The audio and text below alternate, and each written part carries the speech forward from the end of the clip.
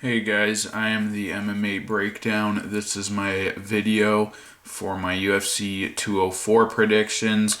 Before I give my predictions, I want to recap my picks for the last event, Fight Night Lineker versus Dodson. I used to do this before every video, but I haven't done it for a while, got off track. I'm going to start doing it again. And I'm also going to make a video showing you my ranking for all of the events that I missed. So I'll link that video in the description. But right now, before UFC 204, I am 790 overall for the year. And for the last event, Fight Night Lineker versus Dodson, I was 5 for 12, 6,228 overall for the event. And I don't know how, but I actually moved up in the rankings because I was in the 800s before the event. I don't have proof of that though. And then I'll just scroll through my picks for the last event.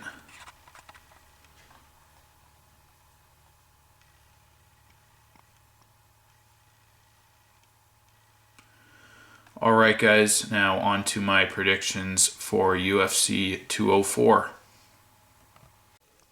Hey guys, I am the MMA Breakdown. We're doing predictions for UFC 204, Bisping versus Henderson 2. Follow me on Twitter. My link is in the description. First fight on Fight Pass, a lightweight, Lucas Sajewski versus Mark Diakiese. Newcomer, don't know him. Sajewski, thought he had an average performance against Nick Hine, which isn't a bad thing. I just wasn't really impressed by him. I thought it was a pretty forgettable performance. And then against Gilbert Burns, I thought he did well early. He landed some good shots on Burns on the feet. I think I remember some elbows off a clinch break, but got taken down and submitted in the first round. So I think seems to me a pretty mediocre prospect, but I have no idea. At lightweight, Leonardo Santos versus Audreanna Martins. I like Martins. He's a really underrated fighter, but he's just been he's performed a lot more consistently against a little bit better level of competition than Santos, who has been really inconsistent. The Norman Park fight was not very good. That was a pretty back and forth slog, and I think Santos would have lost that fight if Park wasn't deducted a point for the shorts grab. And then against Efrain Escudero, got tagged late in that fight in the third round. And only recently has he had really dominant performances against Tony Martin and a very surprise knockout win, an early first round knockout over Kevin Lee. But that was the only fight where his boxing looked really sharp, and I don't think that's something he can replicate fight to fight, whereas Martins has just been very consistent. Even his fight against Donald Cerrone a few years ago, he had a very competitive fight with Cerrone, really hung with him on the feet and was trading shots, and it was an even fight up until he got knocked out. Out-wrestled Rustam Khabilov, and most recently knocked out Islam Makhachev, who's coming off of a good win over Chris Wade. So I like Martins. He's been more consistent. I think he's a more well-rounded fighter. Good wrestler, knockout artist. Santos is a good submission artist. And Martins has submissions as well. Santos might have the edge there, but I like Martins, who's like I said, has just been more consistent, has performed better against a higher level of competition. So I'm going to take Martins, I'll say by decision. At welterweight, Danny Roberts versus Mike Perry. I like this matchup. Interesting matchup. Mike Perry coming off of that great knockout win over Hyun-Gyu Lim. Very surprising, especially for a debuting fighter. But if that's all he has to his game is the knockout power, and he had great timing, definitely, but that knockout also came against a guy who was making himself very vulnerable, was very reckless, and leaving wide open openings on the feet for Perry to crack him. And if that's all he has to his game, I don't like his chances to beat Danny Roberts, who has a lot of craft to his game. He's well-rounded. Got the submission win over a solid wrestler, Nathan Coy, early in that fight, I think, off of the first takedown attempt. And then against Dominique Steele, who is a big, powerful guy. I would not say, not the same threat on the feet as Mike Perry is, but a big, powerful guy. Roberts was able to hang with him in the clinch and create separation at times, land kicks from range and strikes. So I think the more well-rounded guy he's gonna do better in this matchup. Perry, like I said, it showed great timing, but I think Roberts is too crafty and defensively sound on the feet to play into that game. So yeah, I like Roberts to win a decision. I think he'll stifle the power game of Perry using a more range striking game, maybe take him down. But yeah, Roberts to me just seems like the more well-rounded fighter, and I think Perry got a favorable matchup in the Hyun-Gyu Lim fight, as impressive as it was. So I'm going to take Roberts, but Perry was definitely very impressive, and Roberts does not seem to be a lethal striker on the feet. So I definitely, it's definitely a possibility that Perry knocks him out, but I have to go with the guy who seems to have more subtlety to his game and who's more well-rounded. So I'm taking Roberts by decision. Moving on to Fox Sports 1 at welterweight, Leon Edwards versus Albert Tumenov. To me, this is a massive mismatch. Tumenov should win this, and he should knock him out at some point in the fight. Edwards, in all of his fights, he shows flashes of brilliance, but that last fight against Dominic Waters, where he really struggled with the wrestling, couldn't stop the takedown. Did get back to his feet several times pretty quickly, but still repeatedly had to fend off the takedown and was put on his back and held there for a bit throughout the fight.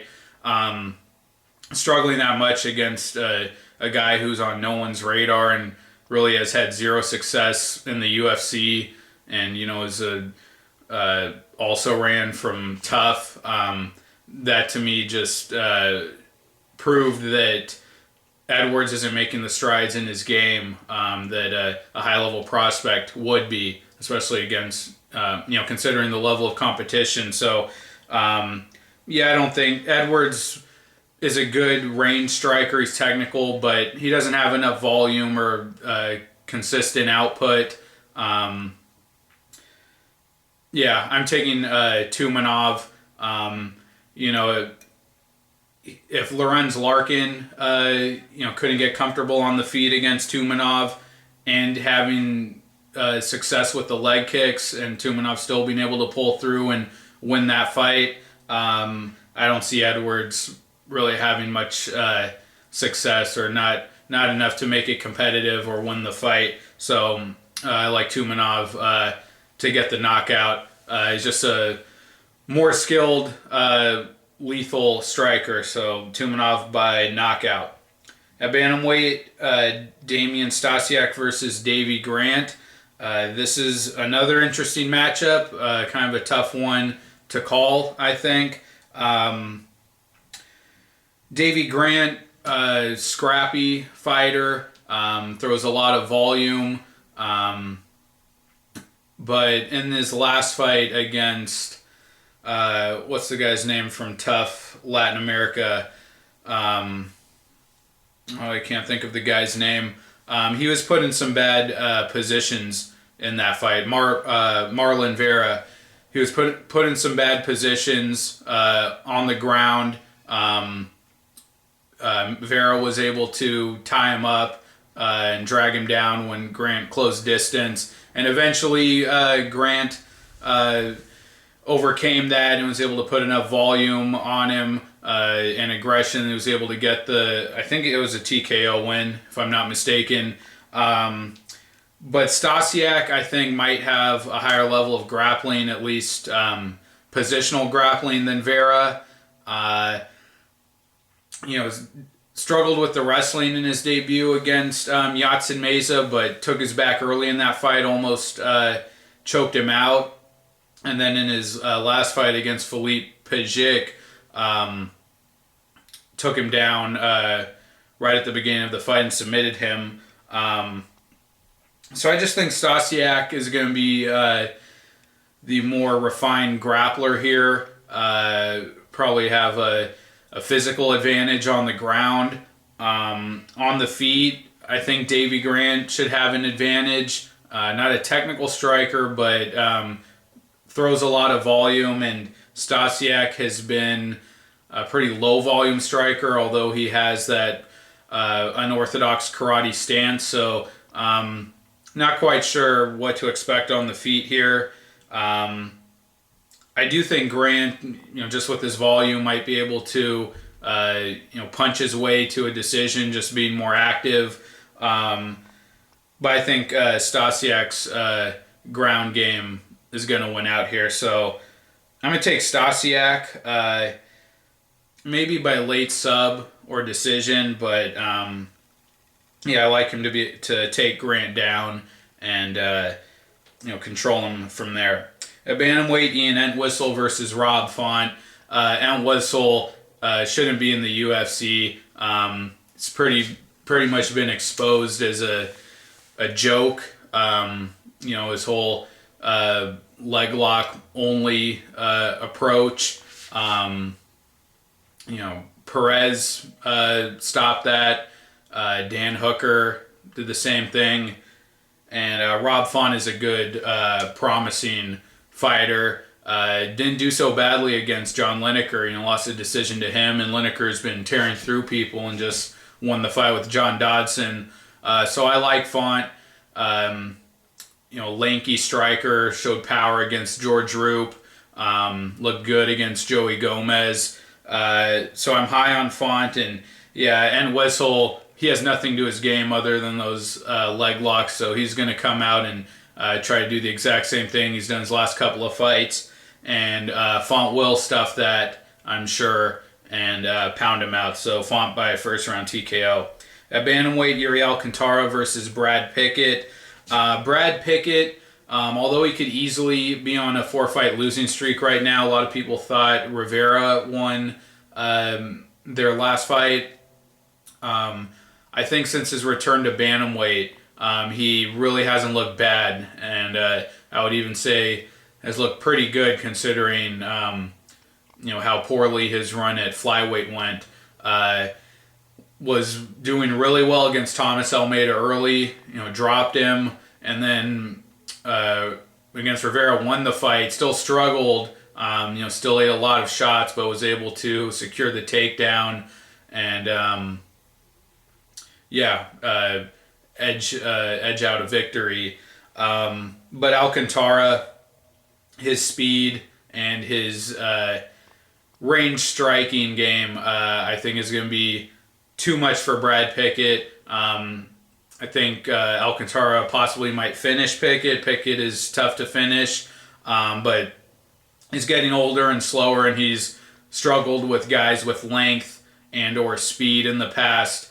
Wineland was able to keep him on the end of his jab in their fight. I really struggled against Siri and Ian McCall at flyweight with the speed, and even against Rivera.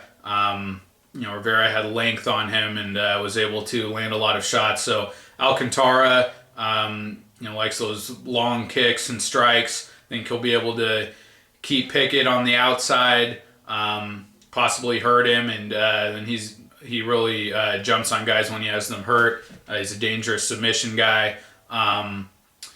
But Alcantara can be cracked. Wilson Heiss dropped him early in their fight. He can be out-wrestled too, and Pickett has a solid takedown game. Was out-wrestled by Frankie Saenz, who has gone on to not do well at all in the UFC. So there's a chance Pickett could win, but I think Alcantara is definitely the wiser pick. So I'm taking Alcantara by decision. All right, on to the main card at featherweight. Mirsad Bektic versus Russell Doan. Russell Doan's a good replacement for a couple guys, Jeremy Kennedy and the original opponent, who I can't remember. But I like this matchup, but I got to take Bektic, who has just looked outstanding. Has a great wrestling game, great timing on his takedowns, and then has great control and relentless ground and pound once he gets his opponents down. Looks like a really high-level wrestler, grappler. And Russell Doan is really scrappy, but not much technique to his game. Won 3 rounds with Alcantara, but Alcantara had his back for, I think, most of the first round, and was working a rear naked choke. His last fight against Pedro Munoz, cracked him with some hard shots early, came out swinging, but got submitted because of it, and hasn't really had any dominant performances, and was also had a bad loss not too long ago against I can't remember the guy's name, the African American wrestler, Jared Sanders. Was tried to grapple with him and got held down. So I think Backtick, his wrestling game will shut down Doan's really kind of wild submission game where he gives up position, and on the feet Doan might be able to make some things happen, but I don't think Bektic will let the fight remain on the feet for long. I think he'll get him down. But even on the feet, didn't look bad against Martins. He came out pushing the pace and taking the striking game to Martins. So Bektic might not even be at a disadvantage there, but definitely like Bektic here. I'm going to say he wins a decision. At heavyweight, Stefan Struve versus Daniel Omielanczuk. This is a really tough one, and I've been back and forth on this one. Struve is, I think, definitely not the same, at least before his last fight against Bigfoot. That was very evident. Just had a horrible performance against Rosholt where he did nothing. His win over Big Nog, he barely did enough to win that fight, and even there, Big Nog was still able to connect with some big shots. And Omielanczuk, I would not even call him a mid-level heavyweight. I would say he's bottom rank heavyweight. He's a slugger, no technique, a short, stocky heavyweight. He's not Mark Hunt. He's just a slugger. And the only guys he has wins over are not good guys. Chris De La Hocha, Chris De La Hocha, Nandor Gualmino, not names that anyone recognizes at all. And then he has losses to Alexander Hamilton and Jared Rosholt, and they both use their size and wrestling. Hamilton did it with the clinch. Rosholt did it with the wrestling to basically just smother him and win a decision. And Struve is not that fighter. He's not a wrestler. He's not a clinch fighter. He has the size, I think, to stifle Omielanczuk, but he's never been a clinch or a dominant clinch or wrestler, dominant clinch fighter or wrestler. So I don't think he'll be able to do what those guys did to Omielanczuk. And on the feet, there was a time when Struve, I think, was really making improvements. When he knocked out Stipe Miocic, but since then, against Rosholt, very hesitant. Against Alistair Overeem, did not let his hands go at all. And even against Big Nog, did enough to eke out a decision, but still got tagged and wasn't putting on a clinic against Big Nog or anything. So I think he's going to strike with Omielanczuk. And there, Struve has just always been prone to getting knocked out by shorter, big power punchers. Even if Omielanczuk is not, that technical or that skilled on the feet, even for a power puncher, I think, at some point in the fight, he's going to crack Struve. And then on the ground, Struve, has always been a pretty good submission guy, but even with the shorter, heavier fighters, he struggled on the ground. Mark Hunt was able to get out of mount against him. Wrestlers in the past like Christian Moorcraft were able to grind him out for a bit.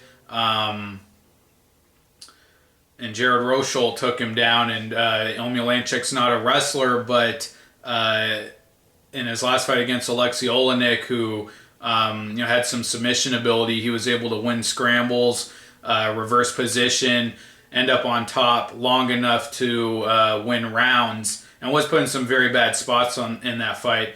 But I think he's going to be able to survive on the ground against Struve, maybe get on top of him and land some hard shots if it goes to the ground, or if Struve tries to pull guard, which he's done before. And then on the feet, Struve is still, I would favor him skill-wise, but that chin has just been tapped so many times, and Omielanczuk being a big power striker, I think he is going to connect at some point. I don't trust Struve's chin to hold up.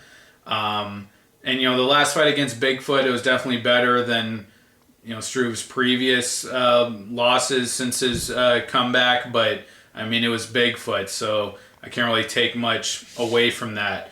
So I'm going to take Omielanczuk. I think he knocks Struve out. I'm not convinced that Struve is back, even if he did do a lot better in the Bigfoot fight.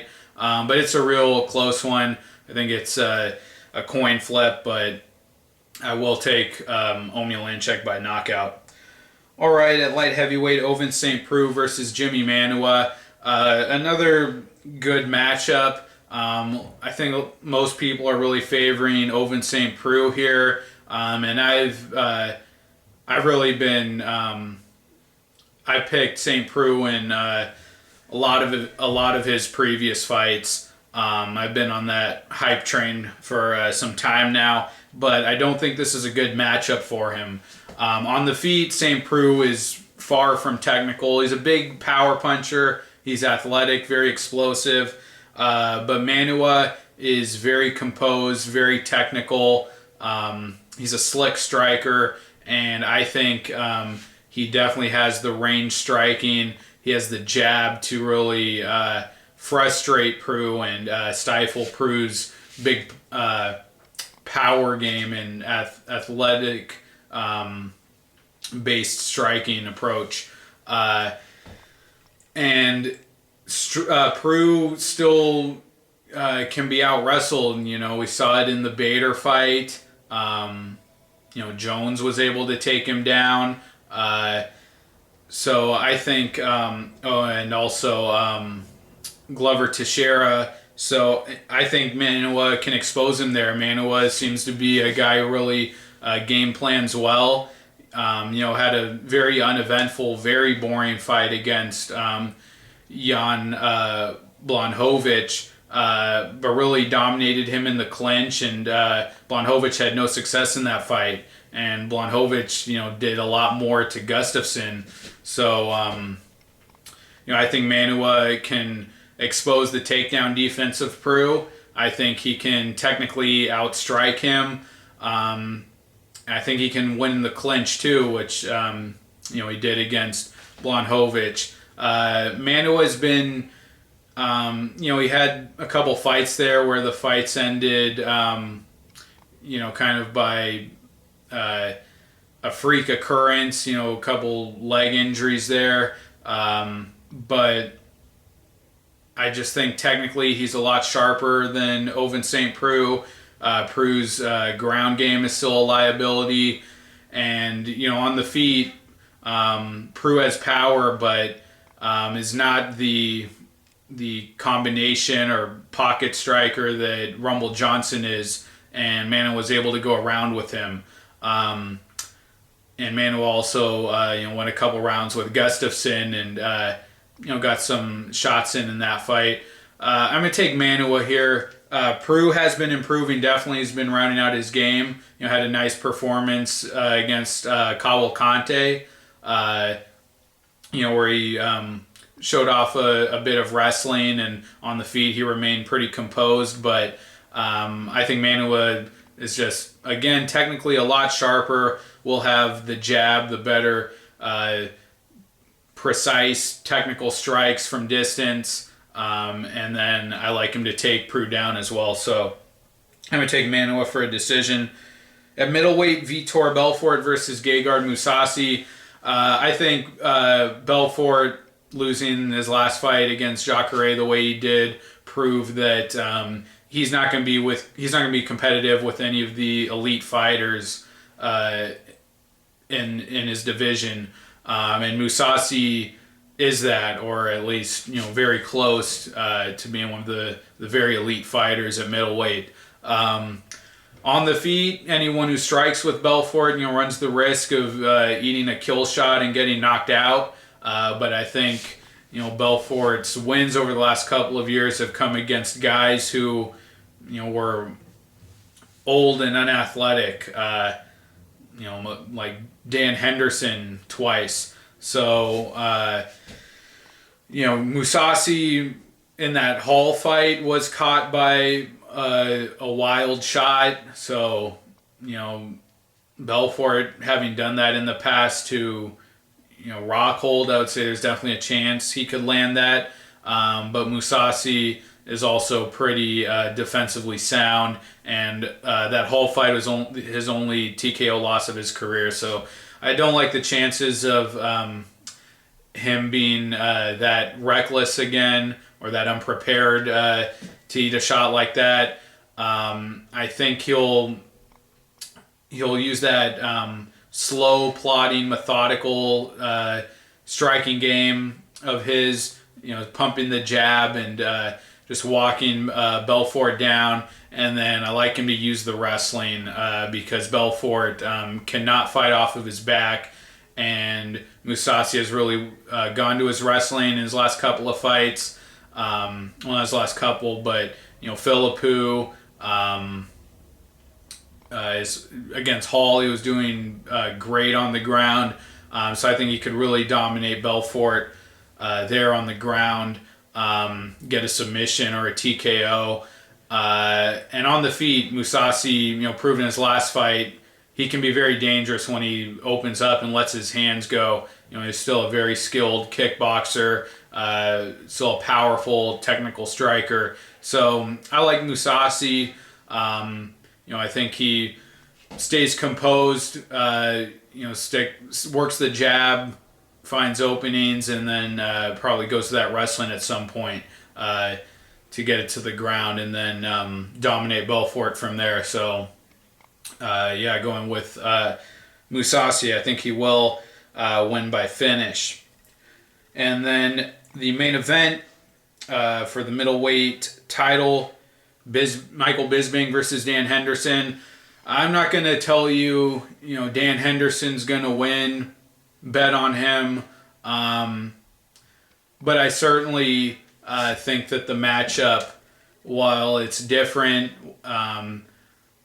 while Bisping has definitely made improvements since their first fight, and he's definitely a better fighter, a more skilled fighter, fundamentally, he's still the same fighter, and I think the fundamental matchup here still favors Henderson.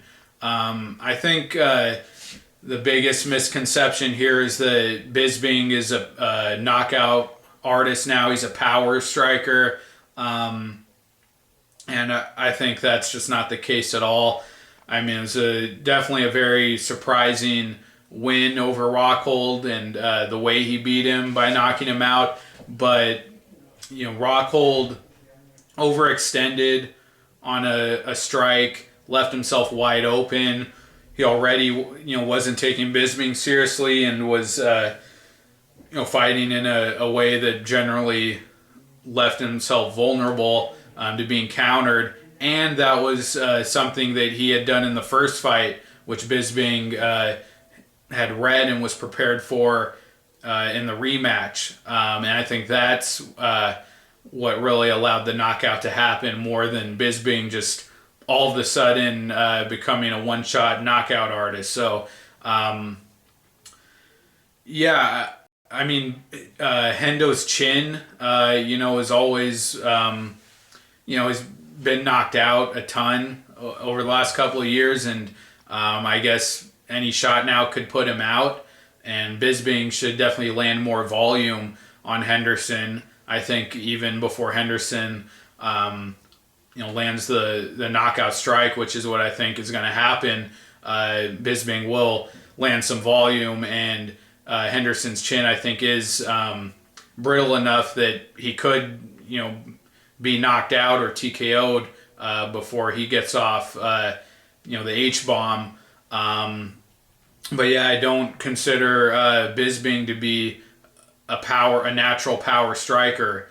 And Bisping just still even recently just really struggles with not even big power strikers or guys who can close the distance, but just guys who are willing to come forward and throw. I mean, that Tullis Leites fight, Bisping really got almost nothing done. I mean, it was a very tactical fight. He landed some shots from range, slightly outstruck him, but every time Leites came forward and put volume on Bisping, ran him back into the fence, Bisping just started flailing around like he was about to get knocked out. And against Doane, he was dropped and almost put away.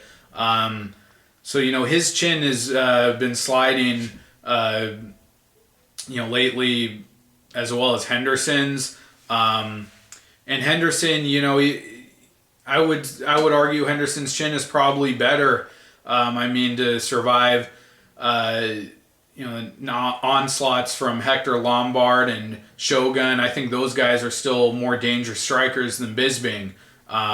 So I really, like I said, Henderson's chin is brittle, but I don't really see Bisping getting the knockout here. So just the fact that even though he looked fantastic against Rockhold, he did not have great performances, at least not dominant performances, against Leites and Doane. And in both of those fights, he was dropped. Not dropped against Leites, dropped against Doane, but against Leites, really seemed flustered and dazed every time Leites came forward. So, and was, hurt by Rockhold in their fight the first time. So, Bisping doesn't have a granite chin. And, I haven't mentioned the Silva fight. He did drop Silva, but even Silva, nearly put him out. And if that wasn't right at the end of the round, Silva would have, came out the victor in that fight by TKO. So Bisping, still can be stung by, guys with power, just guys willing to throw. So I think Bisping is going to come out. He's going to be, more mobile, and any kind of, mobility, footwork advantage that he had in the first fight, speed advantage, it's going to be multiplied here, definitely. I mean, Henderson is a lot less mobile, but I think he'll start to pick apart Henderson from range, work that kickboxing game, but eventually I think Henderson's going to close the distance, which he can still do. He did it to Boach and, not to Lombard, but, I think he will be able to land that shot against Bisping. Bisping is not some greatly elusive fighter. He's still usually right there to be hit. Guys can close the distance on him. And I think Henderson will do that at some point, and land the knockout shot. I think Henderson's chances to survive a knockdown from Bisping are a lot higher than Bisping's chances to survive eating a clean shot from Henderson. So, I like Henderson here. I recognize the improvements Bisping has made and the factors that could lead to Bisping winning this fight. The age of Henderson, his chin, Bisping being a more high volume striker now. But I think people are really just looking at that Rockhold matchup, which Rockhold really made it easy on Bisping, and ignoring those fights against Dalloway and Leites, and Henderson is better than that, at least much more dangerous on the feet, and a much more proven guy who can come back from being badly hurt. So I'm taking Henderson. I'm going to say by second round knockout. If Henderson can't get it done by then, I think Bisping definitely wins a decision, or could even get a late rounds 3 through 5 TKO. I don't think Henderson can go past the second round here. So I like Henderson for a first or second round knockout. Those are my predictions for UFC 204. Thank you guys. Again, follow me on Twitter. My link is in the description. I'll be back soon with predictions for Fight Night Lamas versus Penn. Thanks, guys. Bye.